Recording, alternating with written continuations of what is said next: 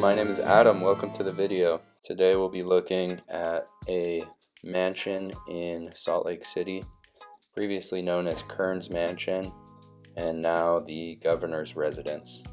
Said to be completed in 1902, this is the first photo that we're provided. We actually don't have any construction photos and hardly any information on the process of construction. This is about the best we get. It was commissioned by mining magnate Thomas Kearns and designed by architect Carl Neuhausen in the Chateau-esque style. We are told this architect was the only prominent Utah architect to employ the Renaissance spirit. If we look at the Google Street View, we'll see the neighborhood is full of these beautiful brick homes, presumably from the same period, as usually these date to about 1900 from what we're told. I would agree with the AI in this case. We have no construction records, blueprints, or construction photos. The details of the interior and exterior are beyond frontier handiwork.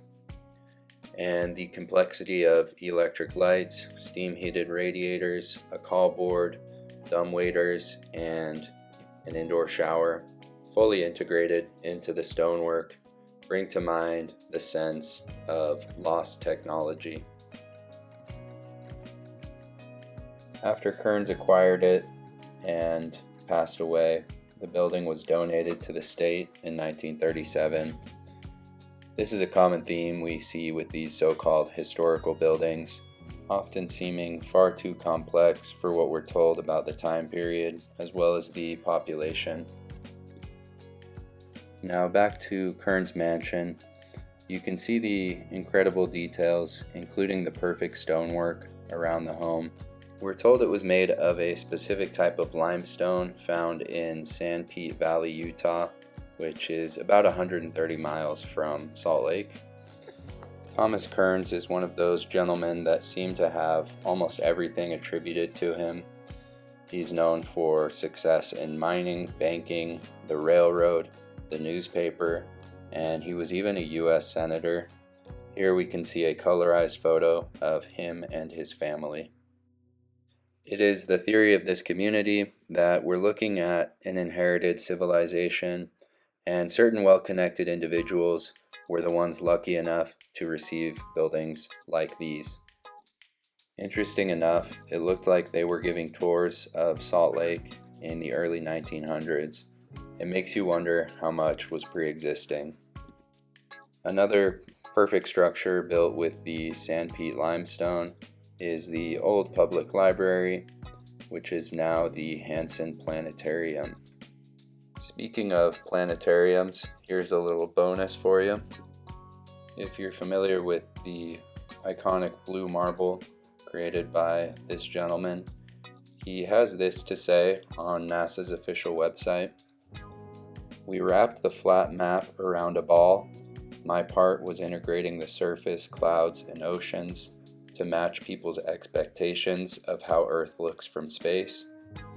You may see where I'm going with this. If you're not ready for it, that's okay. Next, we'll touch on something that I covered in my last video, the Utah Territorial Insane Asylum. If you watched my last video, you'll know I'm skeptical of the construction story behind this. We're actually lacking many details, but we're told it was built in 1885. If we take the entire population of Utah from 1885, we are between 140 and 210,000. With multiple wings and stories of the structure, it seems we'd be able to house over 1,000 people back then. Was everyone so mentally ill that everyone was getting locked up at the time?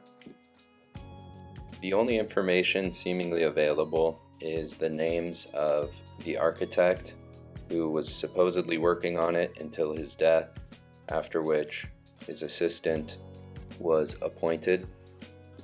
We are told from the website of the hospital itself that in its early days the facility was little more than a human warehouse. We are told that at the time they had little regard for people with mental illness, but why build such an ornate structure when the population of Provo itself was right around 4,000 in 1886. We are told they were throwing up all kinds of these ornate structures at the same time in Provo itself, with a population of under 5,000. This is not exclusive to Provo. We have similar way over the top insane asylums throughout the country at around the same time.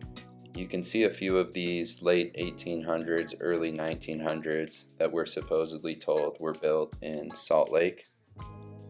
I have covered references to empty houses in Utah from early historical records, as well as early maps depicting what appear to be structures across the territory in the 1700s.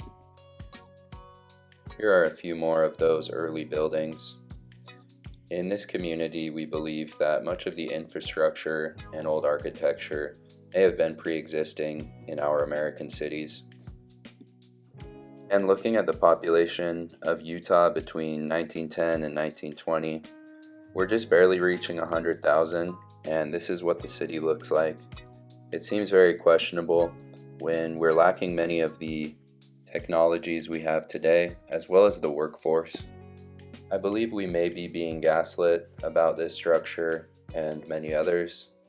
And here's the earliest photo we have, supposedly shortly after construction. Behind the location of the original building, we have this castle-like structure, which in my opinion was probably built in the way they say it was. It almost looks like a medieval castle, but as you look closer, you can see low-quality cement work piecing these stones together, representative of the capabilities at that time in the 1930s.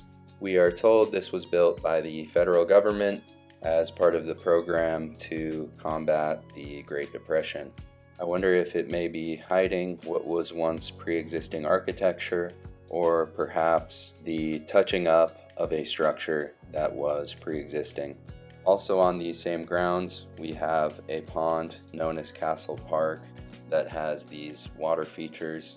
Not to disrespect the creators of this park, but is this representative of the decline in our society's building abilities? Anyway, that was the video for today. I hope you liked it. If you did, hit the like and follow for more. Thank you.